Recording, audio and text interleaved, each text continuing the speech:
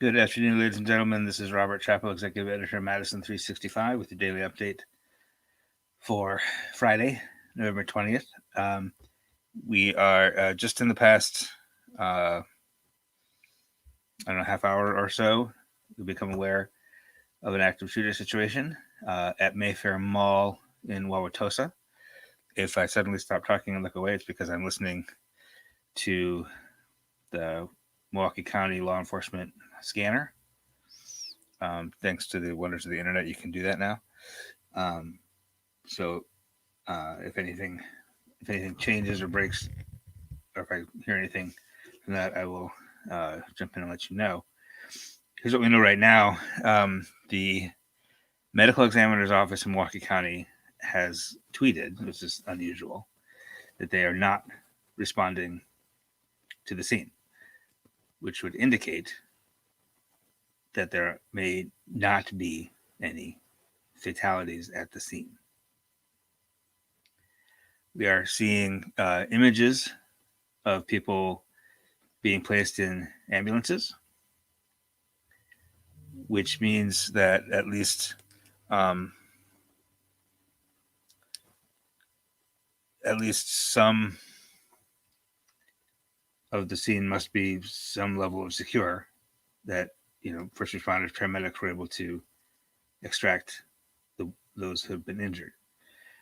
It sounds like the perpetrator is still at large, so there are something like 75 law enforcement officers, and I'm hearing them um, position themselves and they're setting up a command post and they're directing both tactical and non-tactical resources to different parts, different areas around the mall. Uh, Apparently, an announcement was made inside the mall to telling people to shelter in place, not to evacuate. So it sounds like everybody who's in this mall are hunkering down in the stores at present. Um, so it's obviously happening right now, and obviously the police aren't going to let media near it. I'm trying to see if we can get a reporter over there, for any updates later. But if we can't, we'll monitor other media outlets and we'll make sure to keep you all updated as we learn more. So in the meantime, normally what I come on here to talk about at this time of day is coronavirus, and again, we'll go through that, but I'm also listening into the scanner, and I'm kind of keeping an eye on breaking news to see if we learn any more about that situation in Wauwatosa. So the as far as the coronavirus situation is concerned, it is a mix of good news and bad news today, um, as it was yesterday. The the statistics on how coronavirus is spreading right now are actually looking a little bit encouraging. Those stats have been a little bit better in the last few days.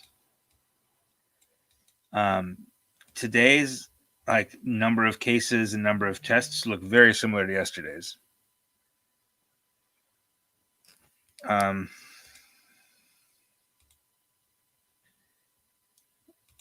I'm sorry, I got to get the right spreadsheet here. Yesterday we had 63. Where am I? 6,635 cases on 19,200 tests. Today we have 6,473 new cases on 19,138 tests. So about 100 fewer tests and about 150 fewer cases. That's still a lot of cases. 6,400 cases 3 weeks ago would have been the record, right? But again, we'd like to look at trends, and that's lower than it was. 2 days ago we set a record for number of cases with almost 8,000. 4 days ago we were over 7,000. But that's the third straight day that the number of cases has gone down. So we'll take those little victories, I guess. But the more important thing is that the 7-day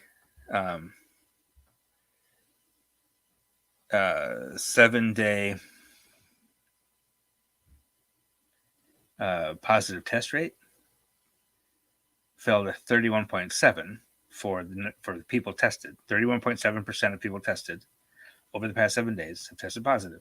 That's an absurdly high, dangerously high number. But that's the 5th straight day that is lower than the day before. So we like to hear that. And then it fell by a lot. It fell by a full 1.5. I mean, it's fully 3 percentage points lower than it was the day before yesterday. So that's progress to me. 31.7 still really, really, really too high. And the positive rate for all tests is 14.8, which is also still absurdly high, but also lower than it has been for the last few days. That lower number accounts for the fact that some people get multiple tests every week. So that accounts for all tests, including those that get tested like every day, like healthcare workers, Badger football players, those kind of folks. But anytime you have those numbers going in the right direction for several days in a row, that's good news. We like that. But to give you an idea of how high those still are, New York City is almost at 3 and is closing all schools. So you're really not supposed to be over 3, and we're at 14.8 or 31.7, depending which number you're looking at. Both really high. That's the bad news. Good news, it was higher 5 days ago. It's coming down. Why it's coming down, I don't know. My thought and my hope is that we got so bad that people really started to change their behavior. And you've seen this at Costco, right? And Target, that suddenly the toilet paper is gone again, which is dumb, and don't hoard toilet paper. But that's an indication that at least some people have returned to the mindset they had back in March. That's the mindset we need to be in. We need to be in hunker down mindset right now. So, and you go to Costco and you try to order from Costco even, and there's a whole bunch of stuff that's out. Like bottled water is out, toilet paper is out. Lots of stuff is really low, like 1 per customer, 1 per household kind of restrictions. That means people are stocking up on stuff, and the people are deciding not to go shopping so often, right? Which also means people are just going to try to move around less, which means that, it's possible that over the past 7 to 10 days, just enough of us have decided to get into that hunker down mentality again. And just enough of it has actually started to do that it actually has started to turn the numbers a little bit and to kind of flatten that curve or to curve it downward. So if that's you, keep it up. Good job.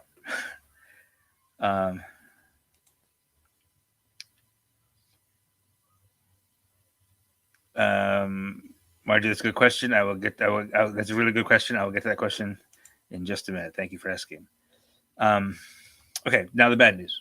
So that's the good news. That's coming down. The bad news is deaths are still really high because, like today, those spread numbers coming down is not going to affect the deaths today because the people who are dying today were infected 3 or 4 weeks ago. Okay, so these things are unrelated. So we for a while here, we're going to get good and bad news at the same time almost every day, probably. So 78 more deaths reported today. Again, those aren't 78 people who died today or yesterday. Those are 78 deaths that we know about today that we didn't know about yesterday. And that puts our total, I had this wrong in the story, I'm sorry. I didn't update that. It's 2,954. So in all likelihood, we will pass 3,000 deaths tomorrow.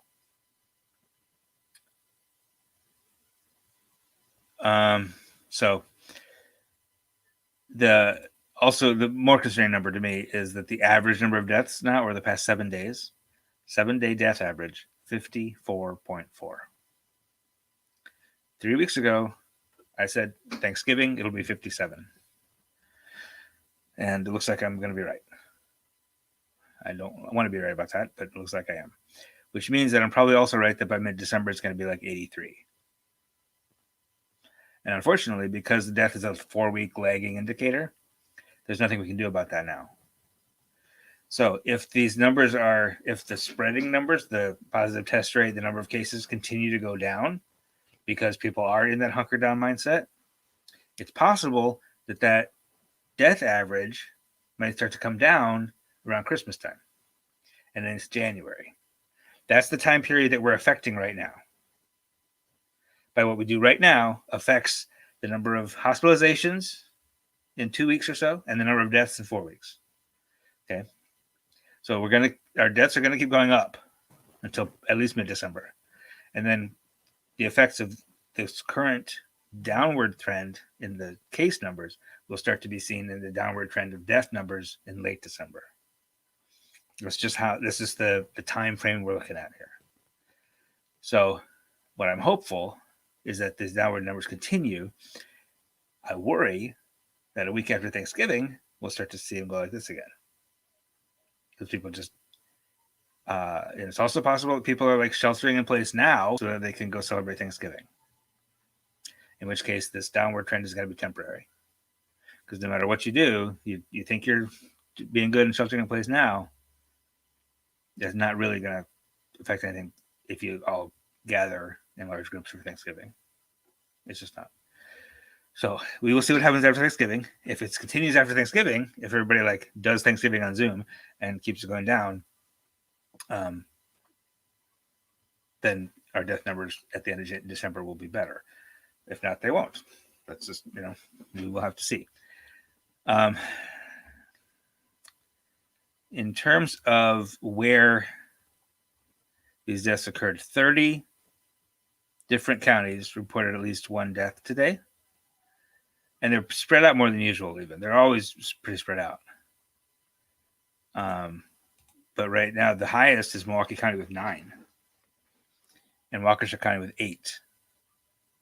And then Rock County with 6.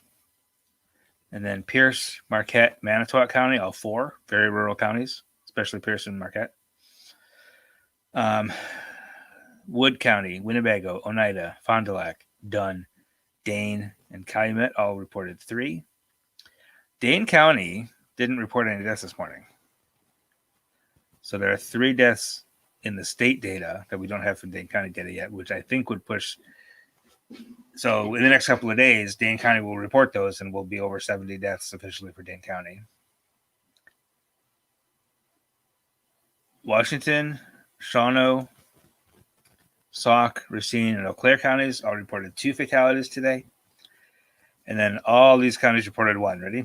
Walworth, Sawyer, Portage, Polk, Outagamie, Kewaunee, Kenosha, Grant, Clark, Chippewa, Brown, Ashland. All reported 1 fatality today. So pretty spread out, hitting all the rural counties. In terms of new cases, it's still the rural counties that are really getting hit. It's the top. Let's see. In terms of the top per capita, like number of cases per 100,000 residents. 2, 3, 4, 5, 6, 7, 8, 9, 10. The top 10 counties are all very rural. Barron, Buffalo, Jackson, Trempealeau, Wood, Crawford, Douglas, Burnett, Pierce, and Lafayette County all have at least 162 or more new cases per 100,000 just today. And then number 11 is Waukesha County with 156. 157, I guess. So the spread, the new cases are really happening in those rural counties.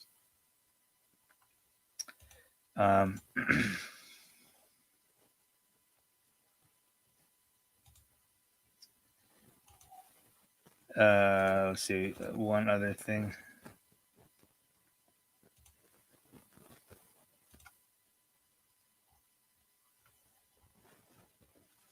One other thing I'll mention is that hospitalizations are also a spot of good news today. It fell. The number of people hospitalized because of COVID infection fell for the second straight day to 2,076, which is still a lot, but that's 28 more than yesterday. And yesterday was more than, it was like 113 lower than Wednesday. So that's like 130 something, 140 maybe fewer people in the hospital today than even just 2 days ago. So that's decent news. It's possible. I don't mean to be a doomsday person, but it's possible that a whole bunch of those people passed away. Like, in that 3 or 4 days from now, we'll get lots of large death reports from those folks. But even if that's the case, you're not seeing a whole bunch more people come into the hospital. So your hope is that all those people got discharged because they got better. It's possible that some of them passed away, but they weren't. But whether they were discharged or passed away, they weren't replaced, a lot of them. So you have a decrease in the total census of people in the hospital. Right now, though, 441 people are in ICU, which is actually more than yesterday. So ICU population went up by 14, even though overall hospital population went down by 28. So again, even within hospitalizations, that's kind of a mixed bag. Also, the population, the patient census at the alternative care facility, the field hospital in Milwaukee, went up again. It's now 23,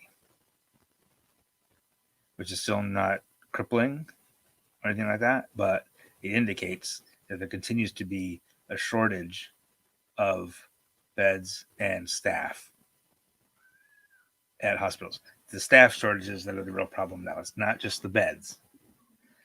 It's the number of people and the intensive resources it takes to care for a person with COVID. And the fact that healthcare workers continue to be exposed, continue to get infected, and have to sit out.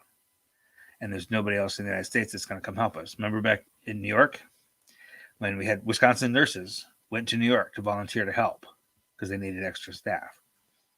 Nobody's coming to Wisconsin to help us because everywhere in the United States is in the same situation right now. So it's not just the beds that we're worried about, it's also staff.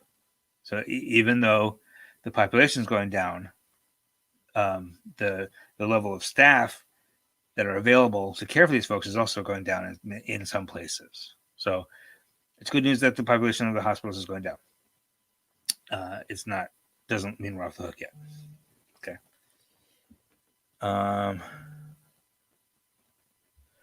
Okay.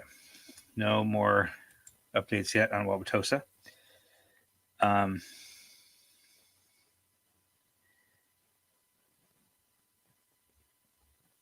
Okay. Now I'm going to respond to a couple of comments here. Yes, Jen Brown says some hospitals stated they were letting less severely ill people go home. That is definitely true. Some hospitals are now, and again, it's not just because they need the bed; it's because they don't have enough staff. So if people are at the point where they're definitely where they should be in the hospital, but maybe don't have to be, they're sending them home. Also, hospitals are, or they're sending them to that alternative care facility, which, by the way, is not the highest level of intensive care. It's intended for that very purpose. It's intended to send somebody there when they're almost ready to go home, but not quite ready yet. So they can free up a bed for a couple extra days, right? The other thing hospitals are doing is canceling elective surgeries. Because if you have like a hip replacement or something, it's a big deal surgery. It's technically elective. It's technically not going to save your life necessarily.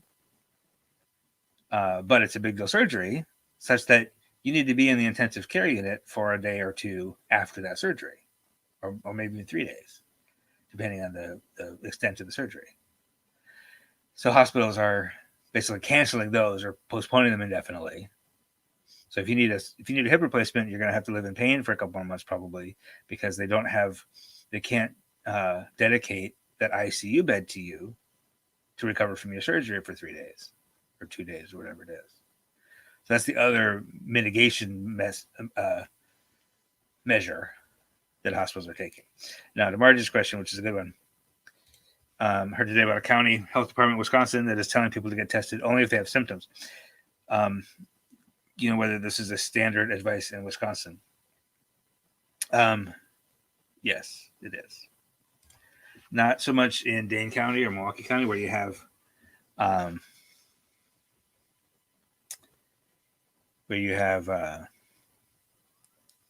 community testing sites,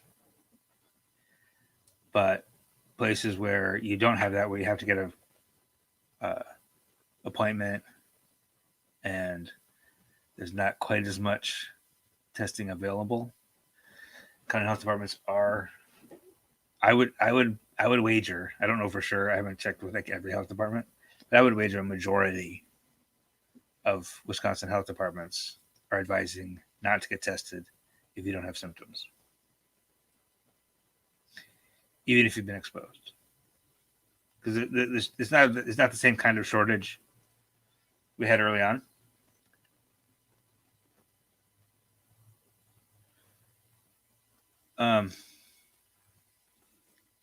Sorry, I'm hearing something about Wauwatosa. No. Sorry, they were referencing the lobby, and I thought they're talking about the lobby of the mall, but they're talking about the lobby of the sheriff's office. Sorry. I think most counties early on were saying don't get tested unless you're like ready to die. Like even people who were symptomatic were not able to get tests because there was such a shortage. And now what they're saying is don't get tested unless you have symptoms. If you do have symptoms, you can get a test. But even if you've been exposed, like if you've been exposed, quarantine, isolate, and if you start getting symptoms, then get tested. What Dane County has said is anybody can get tested anytime. Don't think of it as free, because it's not free. You don't have to pay for it, but somebody does. So even when the county buys your test for you, it's $100 for the county, right? So they want you to be a little bit mindful.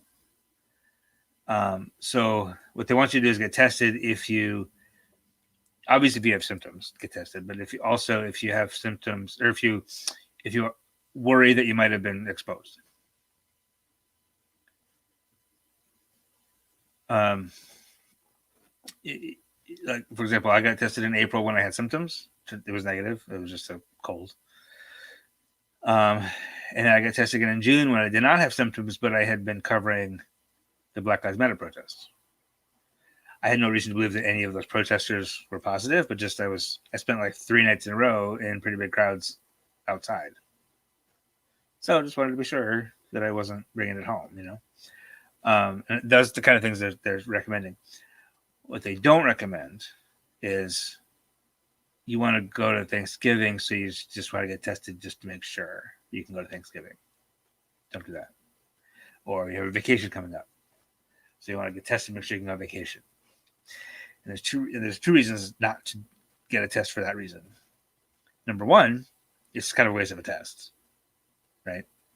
Number two, you testing negative doesn't mean anything in that situation, right? If I go get tested today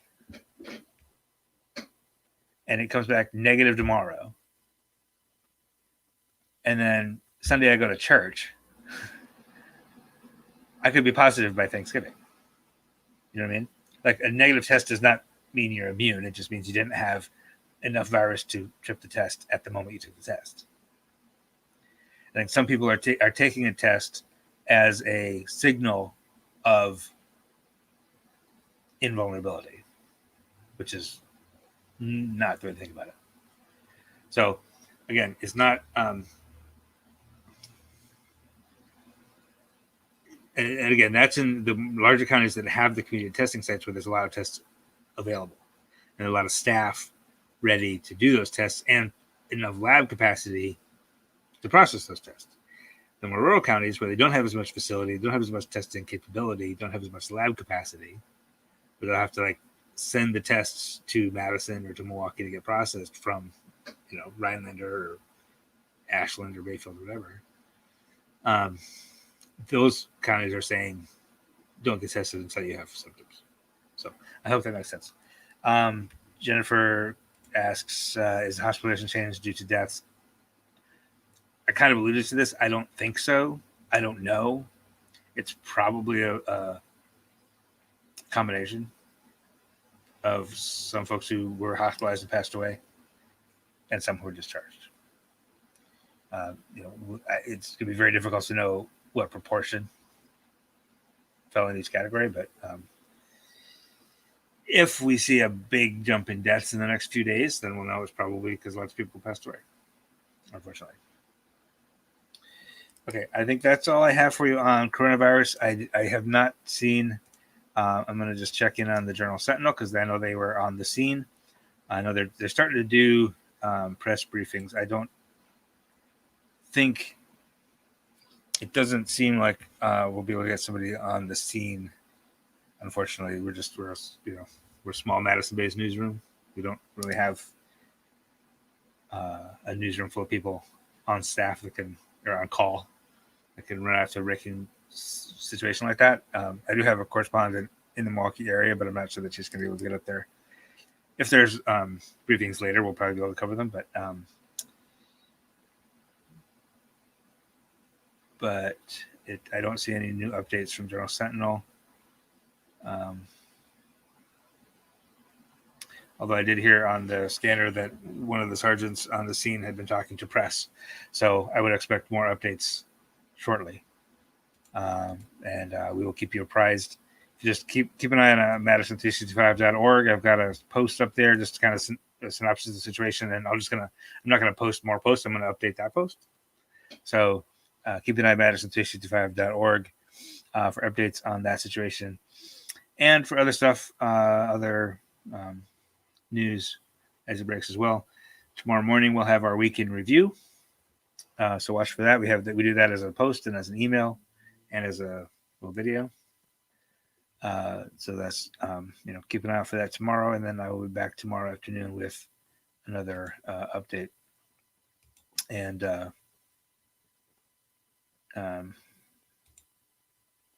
more as it comes. Phoebe asks, is there any projections on when hospitals may fill up? Seems like this will be happening. Yeah, it will be. It's hard to say. I can tell you here. Give me 1 second. I can tell you. It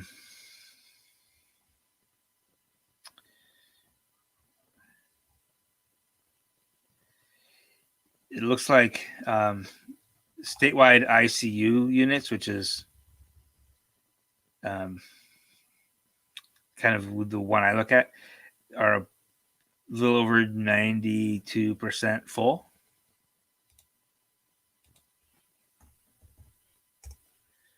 Yeah, about 90%. Sorry, I didn't do the math out of my head. About 90% full right now, which is about the same as it was 5 or 6 days ago. So it looks like those mitigation efforts that they're making, they're trying to keep people out of the ICU, keep non-COVID patients out of the ICU by not doing surgeries and stuff like that, seem to be working. So that's kind of stable right now. It's a little hard to say based on these numbers because these numbers are kind of statewide, and as specific as they get is like region wide. So they have the state broken out into these regions that are like 10 and 12 counties each. So even if you say there's plenty of ICU beds available in the Fox Valley. There might be one hospital in Appleton that's completely full, but the rest of the Fox Valley is okay, right? So it's a little bit hard to say. We do know that some hospitals in Wausau, Appleton, and I think one in Milwaukee as well, are at the point of sending patients to other hospitals. We also know, and I can't remember right now the location of this one, I'm sorry. I have heard of at least one hospital where people were being held in the emergency room for up to 24 hours because they needed to be admitted, but there was no bed available for them to be admitted to. So they just had to stay in the emergency room for 18 to 24 hours. So that filling up, whatever that means, is happening in some isolated places already. I would anticipate I would think given the numbers that I've seen them, I would guess, and again, this is the statewide numbers would make it a little bit hard to judge because there's like 5,000 beds available and there's 2,000 beds occupied, but that's like the whole state. It doesn't tell you very much, really. The highest our COVID population has been just over 2,200. It is now 2,076. If that gets to be anywhere close to, I don't know, 2,600, 2,800, 3,000, I think that would cause significant problems. Partly because it's not just that the whole hospital fills up, but that a COVID unit is a very specialized thing. Like to take on more COVID patients, you basically have to like cordon off a wing of your hospital to get to contain the virus.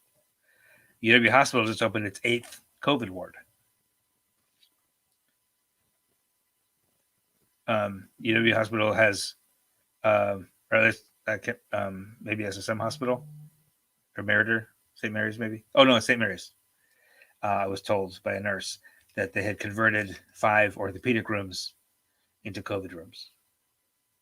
Right? So it's not just that the whole hospital fills up, but it's that all your COVID units fill up. And if that total hospital population starts to push in the 2,600, 2,800 range, I think that's when you'd start to see real significant problems. But again, we'll keep an eye on that for you. I appreciate the question. It's a good one.